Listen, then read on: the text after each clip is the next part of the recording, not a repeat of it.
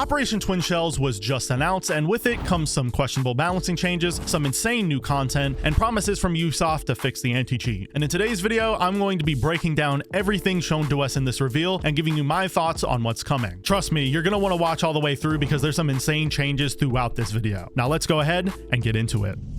The thing most of you are likely here for is the new operator, so we're going to go ahead and get that segment out of the way. Skopos is the new operator, and her gadget is 2 remotely controlled robotic operators that can be swapped between throughout a round. The active robot functions as a normal operator, allowing you to move around the map, take gunfights, and to also use your secondary gadgets like you would with a normal operator. And the inactive one acts as a deployable shield for the team that also has a built-in camera. Now, the inactive robot, when destroyed, will not remove Skopos from the team. However, if the active robot is killed, then Skopos is removed from the game. She cannot switch over to that inactive operator. She does not have 2 lives like most people think she does. However, this is still a very strong gadget because Skopos can teleport to her inactive robot from anywhere on the map, which can allow her to make rotations that other operators would not be able to do. Not to mention that if she gets backed into a corner and she needs to get away to safety, she can use her inactive robot to accomplish that. On top of this insane gadget, Skopos also comes with a new assault rifle with similar stats to Jaeger's AR and the P229 pistol in her loadout, which having an assault rifle on the defense is always strong. So overall, I think Skopos is going to be a game-changing operator that's going to provide a lot of utility to her team. Being able to bring a deployable shield in the form of her inactive operator that also has a camera built in, while also being able to teleport to that inactive operator at any point in the round is extremely huge,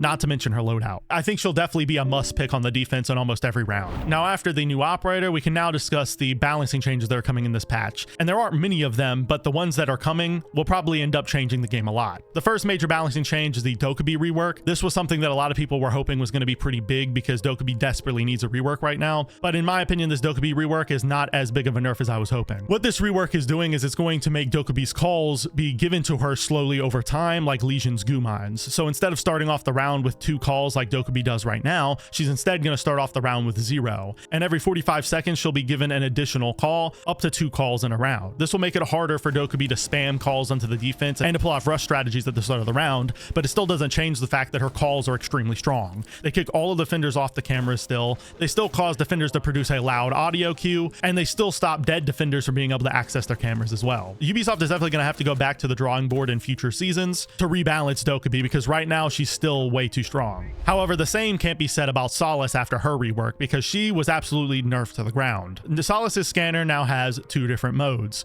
When in normal scanning mode, she'll see gadgets but not know what they are, meaning that she'll have little icons on her screen showing her where the different electronic gadgets are on the map, but what those gadgets are won't be revealed to her. However, when she enters overclock mode, those gadgets will be revealed to her, but she can only do this 3 times around. This makes Solis significantly worse than she used to be, because Solis is only going to be able to see what the attackers are doing in a round 3 times with her gadget. The rest of the round, she's just going to be able to see where the attackers' gadgets are. Not to mention that when Solis enters overclock mode, it reveals to all attacker cameras nearby that she's doing it, which means that the attackers are going to know that you see their utility, and they're going to be able to call out to the rest of their team to be careful and mindful of you having access to all of their locations. This is going to completely kill Solis in my opinion. She still was pretty decent at countering plants because she could still see the diffuser through floors and she could do it as many times as she wanted in a round, but now that she can only do it 3 times and it reveals that to the enemy team, I think she's going to fall off significantly and you're rarely going to see Solis get picked anymore. Now, the final operator that got significant balancing changes in this patch is Nokk, and Nokk has improved drastically because of these changes. What Ubisoft decided to do is they decided to buff her gadget by making it to where her gadget will only lose energy when performing actions like moving, shooting, vaulting, or repelling. This means that if Nokk stands completely still, her energy will not run out, which allows her to sneak onto a position and then hold that position for a significant period of time to catch a defender off guard. This, combined with the fact that her gun's recoil is going to be reduced significantly, is going to make her an objectively stronger operator. However, I do not think this is going to make her nearly as strong as she used to be. She's going to be a useful pick on specific bomb sites and on specific niche strategies, but generally an operator in Siege that has to stand still to get the most out of their gadget is not going to be strong in most circumstances. And the final general balancing change that Ubisoft is introducing is drone boost. What drone boost is it's basically giving nitrous to drones, and each drone will be given 3 nitrous-like boosts in a round that can be used to travel faster and escape from situations to hopefully save your drones. However, this effect doesn't just apply to normal drones. It applies to operators like Brava, Echo, and even Twitch, which is going to make those operators a whole lot stronger because it's going to make it easier for you to get their drones into the bomb site without being spotted,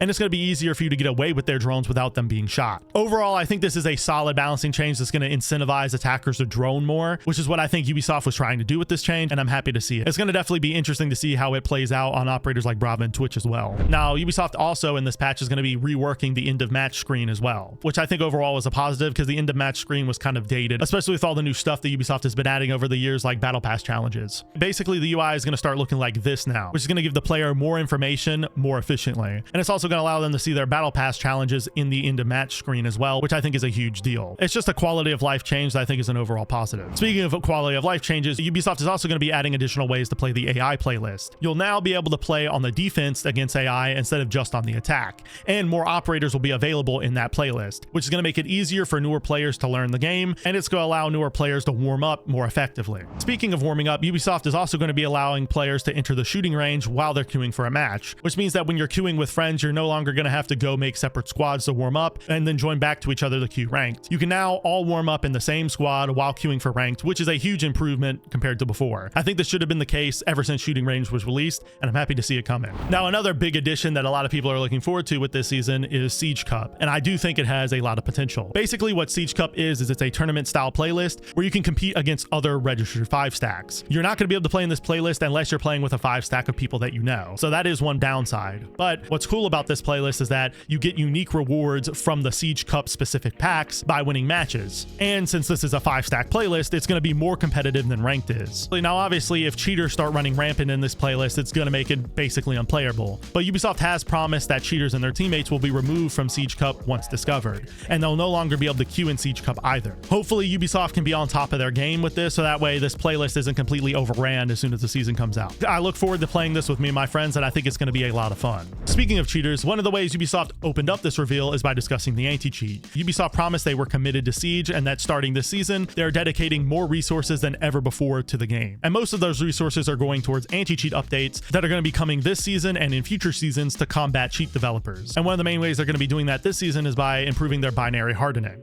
I'm not going to pretend to know what that means, but hopefully these changes will make cheating more difficult and we'll actually be able to go back to playing Siege normally on PC. Also, like I said, Ubisoft is promising to continue to improve the anti-cheat with future seasons. So if all of these new resources can go to good use, I'm going to be extremely happy about that because I've been a vocal advocate of Ubisoft fixing the anti-cheat situation because the game's basically been unplayable for the past season and a half. Then the final thing worth discussing that's coming in Operation Twin Shells is changes to their reputation system. Ubisoft knows that toxicity is a big problem in Siege, and so they want to make for sure the reputation system works effectively, but they also understand that the reputation system isn't trusted by most of the player base, which is why in this season they're going to be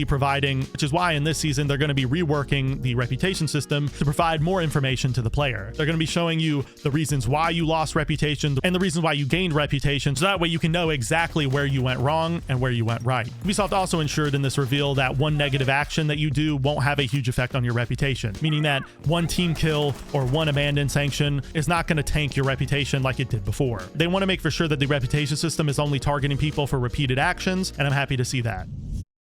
And that is everything that is coming in Operation Twin Cells. Overall, it's definitely not a lot of content, but the new operator seems extremely strong and innovative. Siege Cup shows potential as long as cheating isn't rampant, and Ubisoft's commitment to combating cheating is nice to hear. And the balancing changes do seem like they will mix up the meta. And if Ubisoft can manage to make cheating less rampant this season, that will be a huge win for us players on PC. Because up until this reveal, the game has basically been unplayable. I'm looking forward to the season coming out, and hopefully we'll see a massive improvement in player health because of it. Anyways, hopefully you guys enjoyed today's video. As always, this video is strictly my opinion, and if you disagree, feel free to leave your opinions on this season in the comments down below. If you did enjoy today's video, I make use content just like this twice a week, so go subscribe to the channel and follow me on Twitter if you don't want to miss the next upload. If you want to watch another video just like this one, a video will be popping up on your screen right now that I'm sure you all enjoy.